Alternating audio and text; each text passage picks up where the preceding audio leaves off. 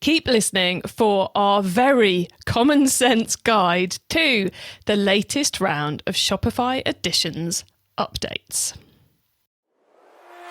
You're listening to the Keep Optimizing podcast to increase your traffic, improve your conversion rates, and grow your profits. Hello and welcome. I'm Chloe Thomas, the host of this Marketing Focus podcast. If you're not familiar with our format, each month we focus on a different marketing method. Could be email, SEO, or Facebook ads, and each week I interview a different marketing method expert to explore the latest advice on making it work for you. Now, this month, we're doing a bit of a catch-up. Rather than focusing in on a marketing method, we are trying to make sense of all the things that have gone down this year. So lots of things have happened that changed the e-commerce game a little. There's also been an awful lot of noise about stuff most of you do not actually need to care about. Hello, Metaverse. So this month, we're focusing on the 5 topics you need to care about. And yes, it's a long month, so we've got 5 whole episodes. And I've brought the best experts I can find together to take you through each of these things you actually need to care about and give you the stuff you need to know what you need to do about the thing. So if you listen to all 5 episodes, you are going to be totally up to speed and set up for a great holiday season, for a great rest of 22. We're kicking off with one of the biggest news stories of the last few weeks in e-commerce, which is the recent Shopify updates. And we're bringing you our common sense anti-bright shiny object guide to it. So what happened, what you can ignore, and what you need to take action on this year. Going to the Shopify Editions page on their website is a little overwhelming if you've been there. It's like, whoa, so many ideas, so many things I could do. Do I actually need to do any of this? I don't know. And a lot of the blog reviews, etc., seem to be aimed more at developers or clicks or taking the cool, shiny things approach. We're not doing that. We are focused on what smaller e-commerce retailers need to know and how it can help you this year. So prepare to have your Shopify Editions to-do list crushed, minimized, limited in our quite entertaining, I hope, update or run through of the updates. Do make sure you listen right to the end of the episode, because at the end of the interview, my guest will be sharing some quick-fire insider tips to help you maximize the performance of all your activity this year. And then I'll be sharing my take on everything we've been talking about, plus outlining some more free ways we can help you. So do stay tuned to the end. This podcast is brought to you by Klaviyo, the email and SMS platform built just for e-commerce brands. If you're marketing an e-commerce brand, you already know that data changes everything. More data means more power. And if your email or SMS tools can't handle all that data, they're probably holding you back. That's where Klaviyo comes in. Its top-notch personalization and segmentation help you send the right message at the right time, guided by unlimited real-time data from your online store and tech stack. Request a demo at klaviyo.com/masterplan. That's KLAVIYO.com/masterplan. Today, I'm chatting with Shopify expert Chase Clymer. Chase is the co-founder of Shopify agency Electric Eye and the host of the Honest E-commerce podcast. Hello, Chase. Thanks for having me. I'm excited to be here. Awesome to have you here. How did you end up running a Shopify agency? Well, let's see. Being in a band didn't pay the bills. That's the short story. The little bit longer story is, I was in a band for a long time, and that was fun, really fun. But when you're in a smaller band and you're doing the touring, you're not making any money. It's not like a profitable endeavor at that point to kind of get your name out there. So I was freelancing the whole time, and I was doing a lot of photography. And then from that, I got into doing magazine layouts. And then from there, I got into actually working for the magazine's website. And then I started learning how to build websites. And next thing I knew, I was building websites for other people. And then they were like, well, now we need to make money. So I was learning marketing. And so I was doing all of this stuff. And while we were doing the band got to a point where, we weren't losing money anymore, but, it wasn't super profitable. So I was always just working on these skills on the side. And that's how I met my business partner, actually. Him and I designed the album artwork for my band's first 2 albums together. And then fast forward, say 5 or 6 years, we decided to kind of hang up our hat as a band, and I was going full time into kind of marketing and advertising when my business partner Sean left his e-commerce company that he was working at. He was one of the first 3, I think, there. So he left, and he started to kind of like get into the freelance world and make every mistake known to man.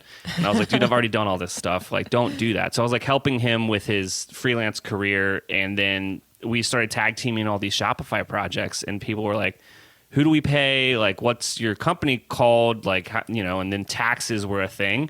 So we made a list of 5 metal band songs that we liked, and Electric Eye by Judas Priest was the one that we picked, and that's how Electric Eye was born.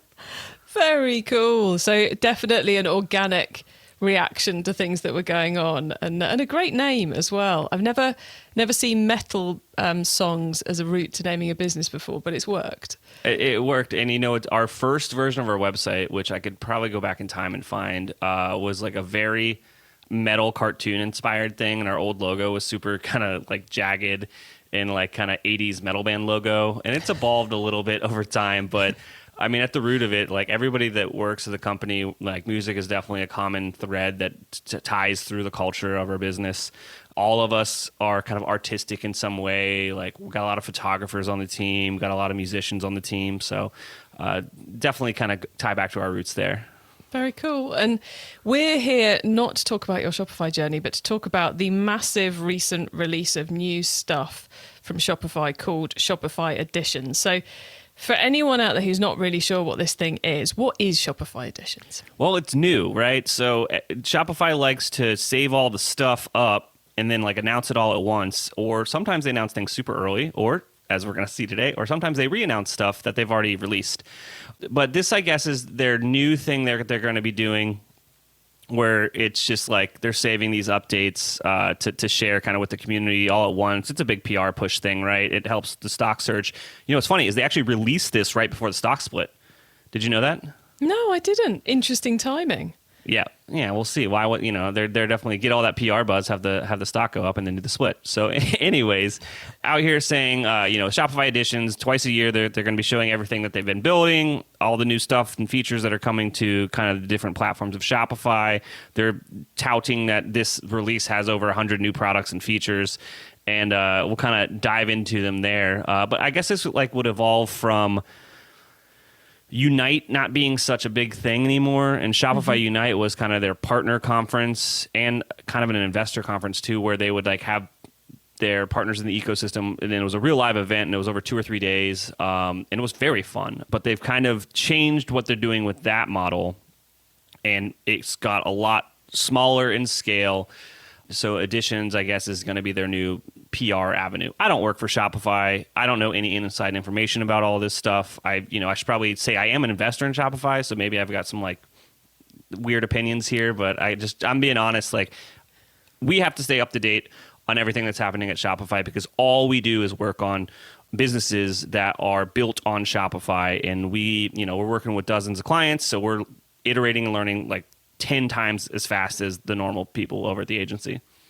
Yeah, it is essentially a big bundling of new stuff into one announcement rather than dripping it out, isn't it? And as you said, there are a lot of theories behind why this is happening and why it might be a good idea. But let's dive into it, because one of these, as you said, it's a big PR piece. We reckon it's probably partly angled for the benefit of the stock market rather than the users.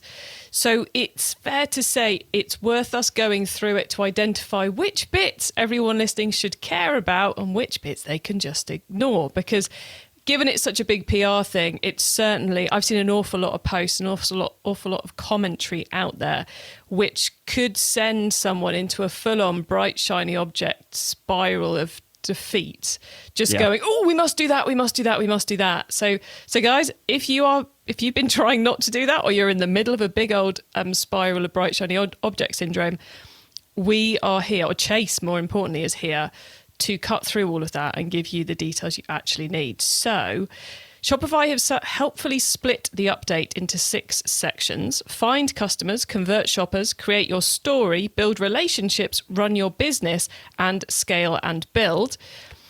We could debate the choices of those for, I think, quite the whole episode, but we'll resist doing that.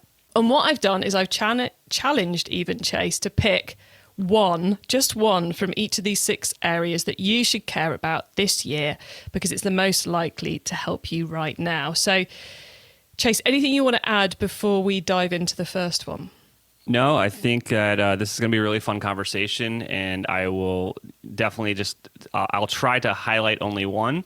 But I'm sure we'll make some call outs on some other stuff as we go scanning through the list, there's some things which we're just going to have to talk about. Okay, the first section is finding customers, which is, although Shopify is a website, this is Shopify's way to help us with our marketing, basically. So which one out of these is the most interesting?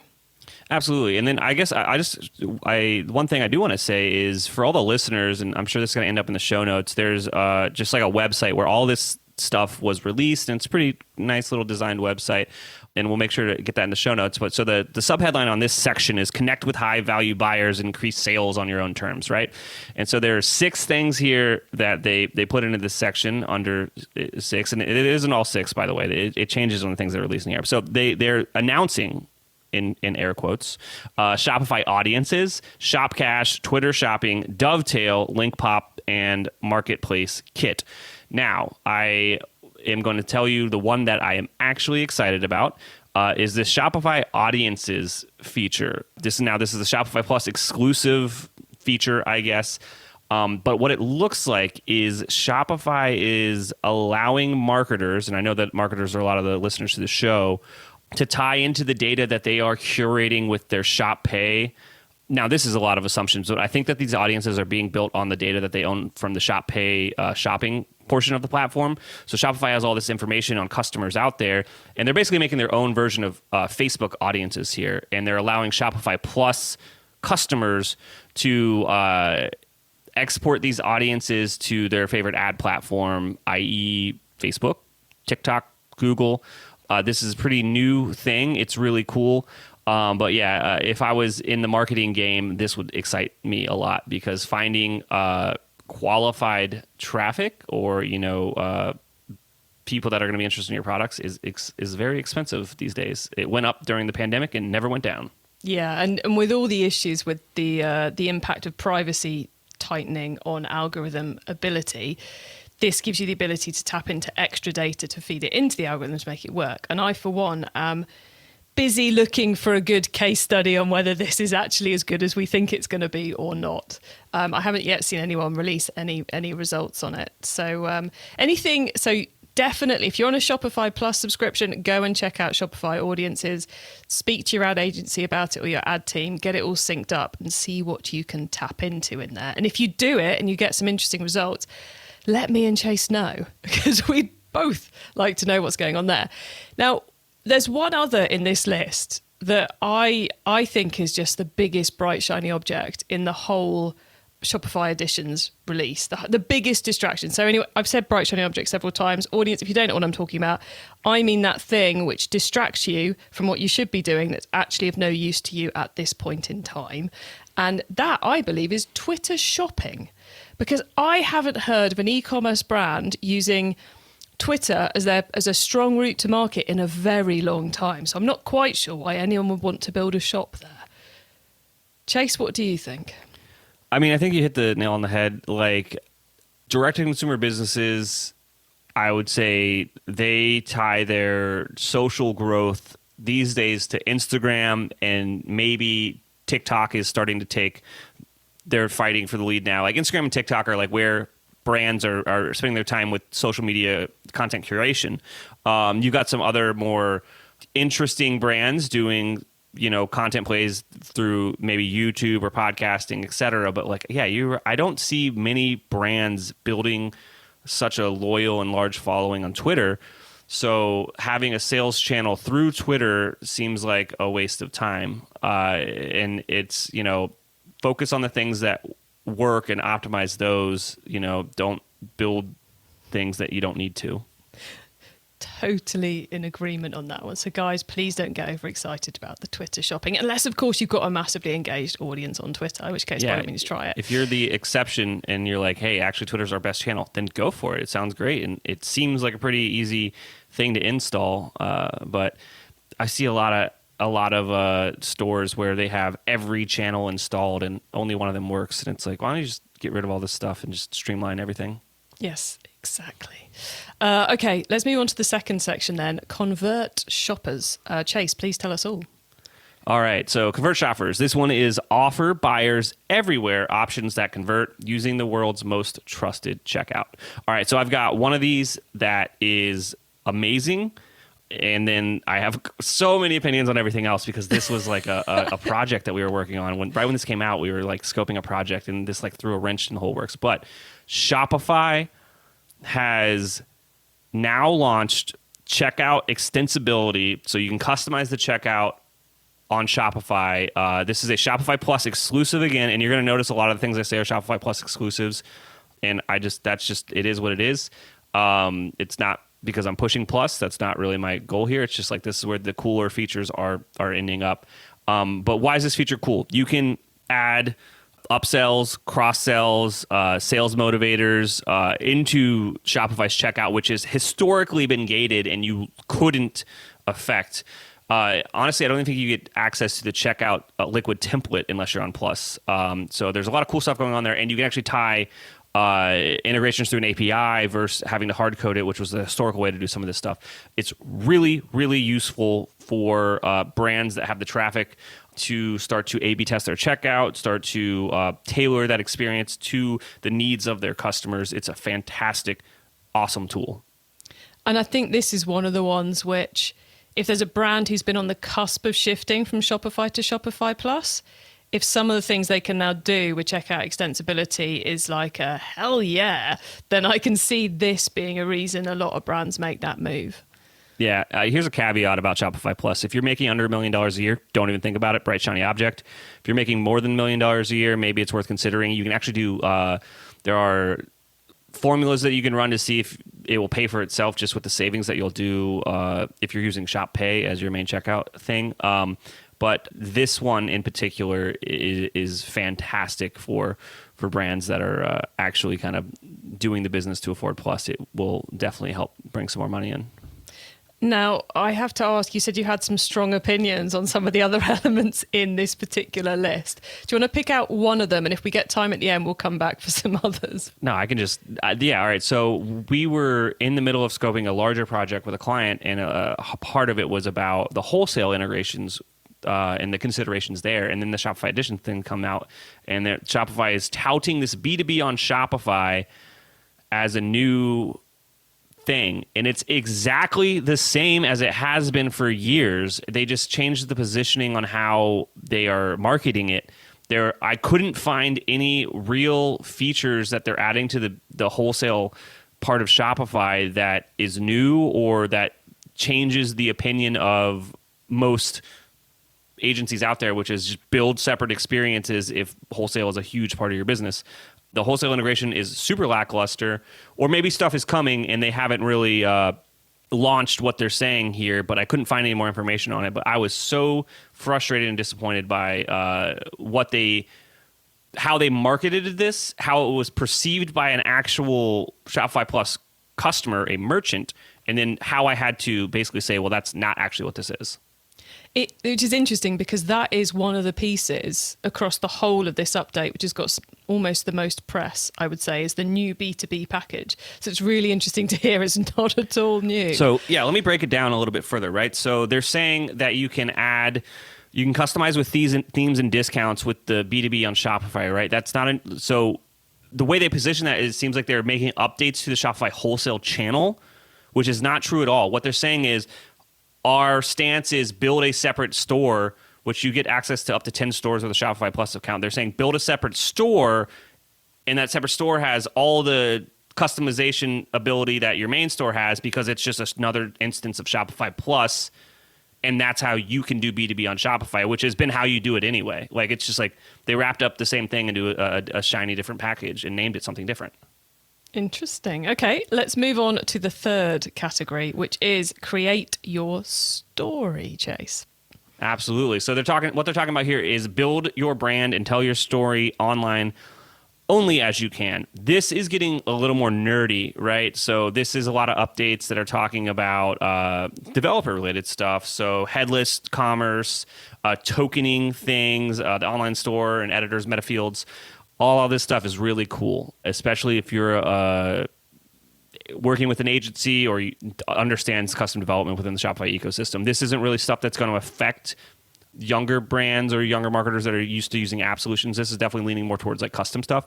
But the launch of Hydrogen and Oxygen, they launched Hydrogen last year, I do believe, and then Oxygen now is kind of the host of this. So let me explain headless real fast. Headless means that all your components of your website, your like CMS, your payment provider, your subscriptions, your membership, you're just using the best in class components that you want to use to build your website.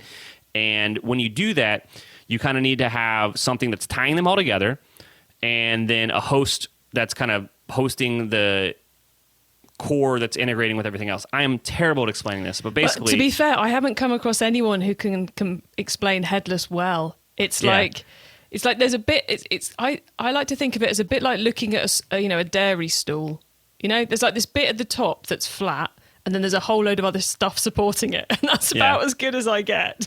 So. Yeah, it's definitely a little complicated, but caveat here: 99% of brands do not need a headless store. It is the biggest shiny object. Oh yeah. The performance gains are. Honestly, you can build a site using Shopify front end, which is the traditional Shopify thing. You can build a site just as fast if you're working with a team that knows what they're doing. And then that gets rid of like all these maintenance costs and just confusion and dev store. Like if you're building a headless store, you're looking at a 6-figure investment plus probably another 6-figure investment in maintenance. They are not cheap. Because everything that you see that's supposed to be easy in e-commerce becomes hard because you think you can just install the plugin and away it works. But no, You have to install the plugin, then find a way to make it work with that bit and that bit and that bit. So headless is the evolution of custom websites. A headless website is infinitely custom. It is the most custom you can do because every piece is built, and then you have to tailor make the integration. Like there's no off the shelf with custom. There's no with headless, and that's the end of my headless rant.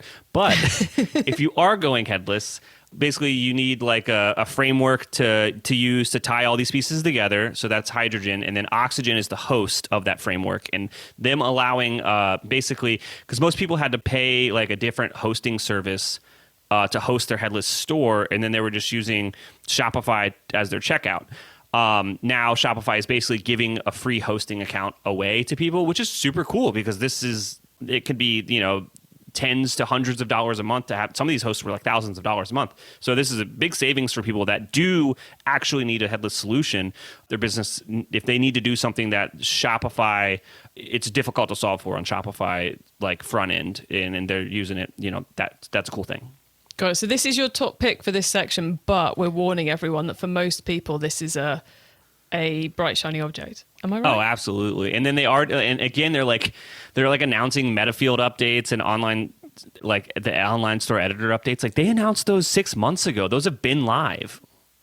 Okay, guys. So basically what we're saying here is the create your story piece is very interesting for very big brands who've got big budgets and want to do something really cool and custom, but the rest of you could just be really chilled about it.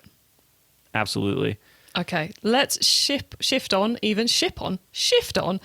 the fourth one, which is build relationships. So Chase, what is this section all about? Absolutely. So this one, it's know your best customers and turn them into lifelong fans. Honestly, this one I think they're just grasping at straws. One, there's a really cool update for developers with the Shopify QL notebooks. If you have a data scientist on your team or someone that really understands databases, you can build like some pretty cool analytic stuff within your business, but that's going to be something that 99% of brands aren't looking to do. They're going to use an off-the-shelf solution to do that. But it is a cool feature. Again, it's Shopify Plus exclusive. But I mean, a lot of these things, there's only 4 things that they're mentioning here, and none of them are super, like, I don't even want to pick one as my favorite. Like this whole section is kind of, you skip it. It's skippable. This is perfect because the whole point of this is to make sense of this update for the audience so they know what to actually care about and what they can just ignore. So we've done whole 2 sections, guys, that you can ignore. That's like a third of the content you can just relax about and not try to understand or anything. No tasks from 2/3 of the list. Okay, we'll swiftly move on then to number 5, run your business. Absolutely. So this is gain logistics superpowers, discover the hundreds of ways we make managing your back-end office easier. So the best one here is they are doing a lot of cool updates to the admin within Shopify. It's nothing that you need to do. It's happening and you're going to figure it out, but it's cool. They're just making the back end of Shopify cooler, right? And better and more and allowing you to do the things that you need to do. But again, it's like you don't have to learn about this stuff. You're just going to be dealing with it when you're like, oh, the back end of my Shopify store changed. I wonder where this button went. There's some cool stuff that happened back there. But remember how I said that like, there's a lot of stuff that they like keep repackaging. Like they're talking about the Shopify Fulfillment Network again, which they announced 2 years ago. Which is like really funny to me. And then they have Shopify Flow featured on here, which has been a feature of Plus forever. And they've actually opened Flow up to different, like to advanced, and I think maybe even regular. It's definitely going down market to all the different things. But Shopify Flow's been around forever. There's not even a new feature. They just like included it in this list. Because Shopify Flow was like the big game changer when Plus first came out, wasn't it? It was the reason a lot of people moved up and to it's Plus. Basically Zapier for Shopify, and it's just funny that they are notorious for announcing things really early and for re-announcing things that have already happened. Okay, so nothing to worry too much about here, people. You will see it in the back end if you need it. That's what we're saying. Okay, scale and build, the last of the 6 areas.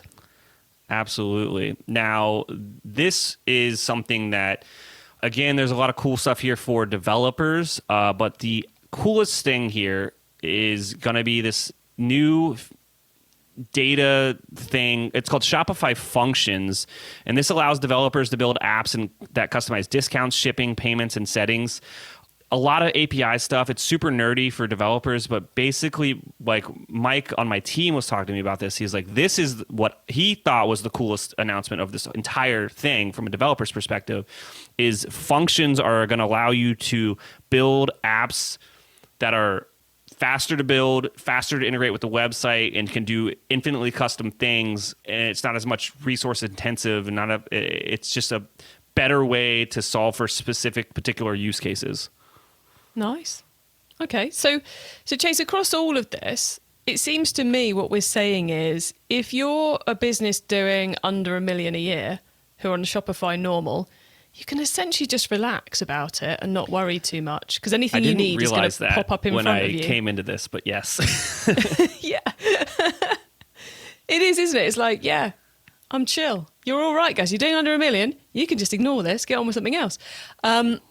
But if you're on Plus and you're in that $1 million plus bracket and you're on Plus, there are some good opportunities here. And if you've gone and built headless, you might be able to get rid of your hosting costs.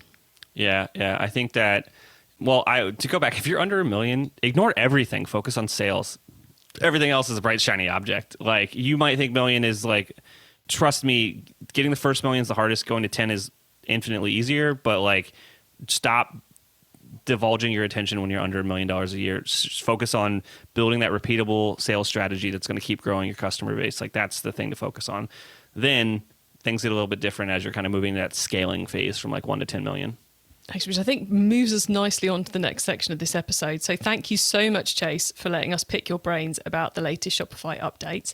Listeners, remember to stay tuned right to the end so you don't miss out on Chase's insider tips on prepping for a great holiday season and my suggestions for more free resources to help you improve things even further in your business.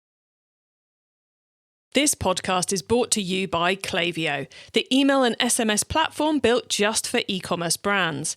If you're marketing an e-commerce brand, you already know that data changes everything. More data means more power. And if your email or SMS tools can't handle all that data, they're probably holding you back. That's where Klaviyo comes in. Its top-notch personalization and segmentation help you send the right message at the right time, guided by unlimited real-time data from your online store and tech stack. Request a demo at klaviyo.com/masterplan. That's KLAVIYO.com/masterplan. Okay, Chase, so far we've gone deep into the latest Shopify Editions update, for better or for worse. Now you get to wow us with your insider knowledge about the whole of what's going on in e-commerce at the moment. So for the following questions, your answer can be anything to do with what we've already talked about, or about something totally different, so long as it's going to help the listeners. Are you ready? Absolutely, but I do want to caveat. Everything that I said previously is my opinion and my opinion only. I love Shopify. They're a fantastic partner. But yeah, I got to call out what I see it. Call them like I see them. Yeah, I think of it as being like a sprinkle of sanity across the PR activity. Well, yeah, I mean, PR, it's marketers write things to sound fanatical and crazy, and they must have. And, then when you have to implement it in reality, you kind of have to, level set. And I think it's also worth saying, we haven't said at any point during this, I can't believe they bought this out, this is terrible. None of it's bad. None of it's a step backwards. All of it is... A lot of it's very specific for, very specific use cases. Like that link pop stuff is very specific. Dovetail's very specific. That QL notebook stuff's it's very specific use cases. So I'm sure there's going to be some people out there that's like, this thing's actually really important to me. But I was kind of trying to look at it from a way more broad lens. Okay. Let's do the insider tips then, starting with newbie advice. If we've inspired someone to take their first step, what do they need to know to give themselves the best chance of success? If you're going to take your first steps, what you need to know is take the steps. Ignore everything. Stop reading books. Stop scrolling Twitter. Stop listening to podcasts. Just pause this one right now and go start. Honestly, I think that most people... And I read this actually myself earlier on Twitter, and this is kind of like a story this gentleman was telling about how he spoke with a young gentleman that is just getting out of college, and he had researched and read everything about business, and he was thinking about starting a business, and he could rattle off all these frameworks and mental kind of whatever. And the guy's like, so why don't you have a business? He's like, there isn't the right time. The guy's like, there's never the right time. Just get started. There's nothing that's going to help you learn faster than actually going out there and doing it. Thinking about it is nothing. Execution is the only thing that does it. So my advice is get started. The best date to plant a tree was 20 years ago. The next is right now. Very true. Okay, once you've started, of course, you've got to keep optimizing. So what's your favorite way to improve the performance of an e-commerce store? Yes, that's all we do at the agency. Little plug there. Once you kind of have the data and you have the customers, and you can start to do this qualitative and quantitative research, which is nerdy words for you can get into the analytics, and you can start to talk to customers, and you can start to look at user recordings and interviews and kind of Hotjar reports. That's my favorite stuff to do. And that's all we do at the agency is we either build amazing Shopify stores or kind of optimize Shopify stores. But again, this is stuff that you do kind of in that scaling phase, after $1 million a year, because you have the customers to support it. A real caveat is you can't even do real A/B testing, proper A/B testing with $1 million a year business. You don't have the traffic to support the goals of what you're trying to do to get a statistical significant result according to how data scientists prefer to do things, right? But you can still do best practices and all that stuff. But I would say, again, under $1 million, just focus on sales ruthlessly and put blinders on and start, find where your customers are, find the offers that appeal to them, and iterate on your offering. Then once you start to get that data, you have that customer set, that the customers are going to keep coming in, then you can start to optimize stuff. Yeah, totally agree. If someone listening wants to learn more about all this, is there one cheap or free resource you would recommend? I love resources. So cheap is the library. Go get a library card. There's a lot of really good books out there. One that got me kind of really into how content marketing works, and I think is a good read, there's a Russell Brunson book called .com Secrets. It talks about email marketing and the power of that. That's a really fantastic book. As far as sales goes, there's a traditional sales book called The Ultimate Sales Machine, and I think a lot of those strategies kind of translate over to what happens in a founder's journey, finding product market fit and kind of just the discipline that you need to instill in yourself to keep going. That's a fantastic book. Let's see. I got a lot of books on my desk over here. I'm looking off into the distance over here, and I see a bunch of them behind you as well. Let's have one more book. One more book. Well, all right. The one that changed our business, and then I see it on your shelf back there, is Traction by Gino Wickman. EOS is a fantastic model to use within your business. Definitely written for bigger businesses, but you can distill from it a great framework to utilize in your business. And once you realize that there needs to be a system to running your business, like your mindset shifts a little bit. Oh, brilliant. There's 3 books for all of you to go and dive into. Finally, Chase, it's crystal ball time. What's coming up in the next 6 to 12 months that we should be getting ready for? Absolutely. I already see it now. People are asking me all the time. Marketing attribution is a wild card, and they don't know what to do. The cost per acquisition is expensive, and again, they don't know what to do. And the number one way to increase your return on ad spend is to make your experience better. So invest in a better website, invest in a better user experience, interview your customers, find out where their pain points are, what are their fears, their uncertainties, their doubts with buying from you, and make your experience better. That's what I see a lot of stuff doing in the future. Yeah, you got to think about that whole journey. It's so easy when you're in your Facebook ads account, your Google ads account, to forget about the website. And it's like, the humans move from one platform to another. And I'm going to add to your saying, ignore the conversion rate optimization until you've got 1 million and just focus on the sales. I'm going to say ignore marketing attribution and the complexity of that until you've got 1 million sales, because I see far too many businesses in their early stages get obsessed with trying to tie an individual sale back to just one channel. Oh yeah, don't do this. Work on I'd say if you need it, you still kind of maybe you need a KPI back then. Which I don't even like to include marketing efficiency ratio in the KPIs I care about. But like, if from a marketing perspective, a marketing efficiency ratio is basically all the money you're spending on marketing versus all the money you're making. Like, it's that broad. And if that ratio is something that is profitable for you, that's all you need to look at. You don't need to drill down any further. Definitely, you can get lost in the weeds and like getting too specific in the data, where sometimes you need to take a step back, because knowing that one ad made you $1 is cool, but you have to look at, maybe it wasn't the first time they saw that ad. Where did they get onto your kind of radar first to then be retargeted by that ad? Like, it has to be a more broad picture, and sometimes people get too granular with stuff. Yeah, totally agree. Okay, Chase, we are very nearly at the end of the show. So could you please let the listeners know where they can find you, your podcast, and your agency, please? Absolutely. If you enjoy my rants and raves on e-commerce, you can listen to me interview merchants every week at Honest eCommerce, available all the places that podcasts are. We also have a video portion that's on YouTube. You can go subscribe there. And we also put out bonus episodes where I'm talking to subject matter experts and vendors in the ecosystem.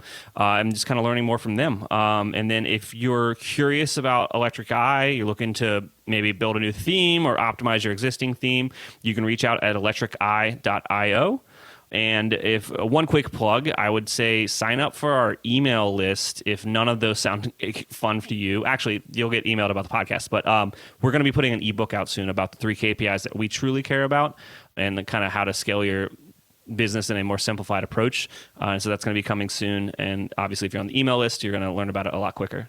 Oh, excellent. Anything that simplifies things, totally up for that. Chase, thank you so much for being on the Keep Optimizing podcast and being so generous, sharing your thoughts, your rants, and your encouragement around the Shopify updates and far more. So cheers for joining us. Absolutely. Thank you so much for having me. I had a blast. So there you have it, a common sense rundown of what's happening in the world of Shopify Editions. All those big updates they've bundled together. It's fair to say none of them are bad updates. They're all heading in a good direction. And I'm sure, as Chase said, some of those more niche ones may solve the specific problem that you've got. And then at the same time, there's some clear guidance there from Chase on which ones to pay attention to if you're in the plus bracket. And if you're not in the plus bracket, you can just chill, go work on something else, go work on driving those sales. Now you can get links to everything that we discussed, including those important notes and those book recommendations, and a link to the full Shopify Editions update if you want to go and have a look through it yourself, plus the transcript of this episode. And all of that is available on the website, which you can get straight to the correct page by putting keepopt.com/episode number into the URL bar. And once you get to the website, you can also add yourself to our email list so you don't miss out on any of the other things I share to help you improve your business. Now, Across the rest of this month, we are tackling some other major topics to help you get ready for Q4, to help you get ready for the holiday season, to help you thrive through the cost of living crisis.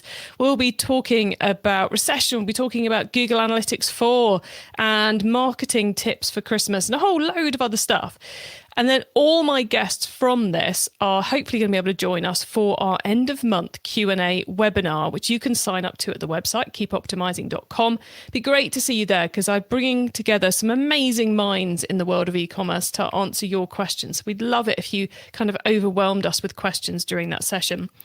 And please tell your fellow marketers about the show because I want to help as many e-commerce marketers as possible to have an awesome rest of 2022. Have a great week and make sure you listen to the next episode so I can help you to keep optimizing your marketing. Access everything Keep Optimizing at keepoptimizing.com. That's with an S, not a Z.